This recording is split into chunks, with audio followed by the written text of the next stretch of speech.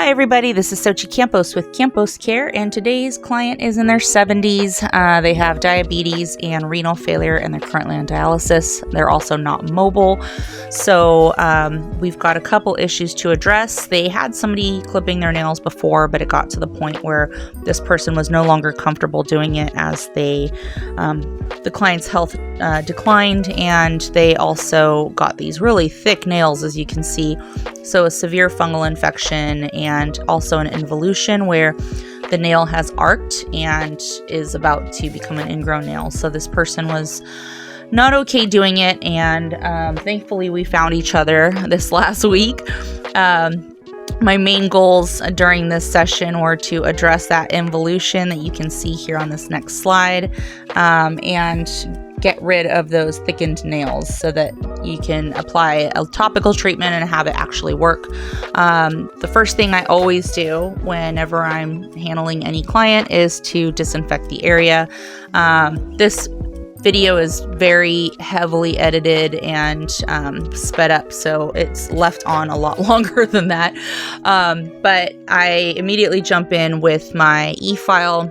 This is 120 grit sanding bit that I'm using here, and what I'm trying to do, I don't know if you can see that little dark spot there at the tip, but there's basically a little cave in there. So when you have a fungal infection, the fungus eats the nail. In addition to thickening it, it kind of creates these tunnels, these channels, and that's where it lives. So if the toe gets wet, it's just, thriving in there. So my goal was to expose that little cave in there so that the medicine can get in. And that's the reason that most people really struggle to address their infections. The other thing I'm doing here is I'm removing keratin buildup, and that buildup is just from not being exfoliated, not walking, not getting scrubbed well when they're doing a bed bath. And it can become impacted, and then you can't really tell what's nail and what's toe. So it also makes people a lot more afraid to clip in there, and removing that helps me clip safely and remove anything that we can. I don't want to cut into that ingrown area or soon to be ingrown area, because that would just encourage it to go over there. But I did want to remove that, and that's what I'm doing here is I'm just kind of picking out all of that. You can see that little chunk come out of there, all of that keratin, to make sure that I'm cleaning it out properly and that I'm doing it safely, that I have a good visual, and that I'm not going to be hurting this person. You're also going to see this client's feet jump a lot. That is because their foot was cramping.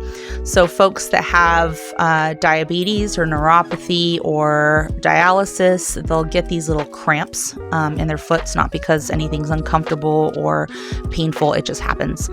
So cleaning up all the dust here, and then I called in the client's daughter to show her how to use the treatments, and if they are diligent about doing this nightly, twice a day actually, they should see a really good improvement, because there was clear nail at the base. So you can't treat the diseased nail, but you can prevent it from infecting the rest of it. So here is your before and after. You can see that straight cut across, so we're not encouraging that ingrown nail.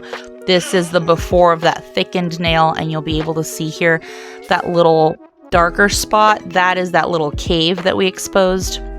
Here's the length on the involuted nail before I cut it and after I cut it. And then here's that thickened nail before I was able to debride it.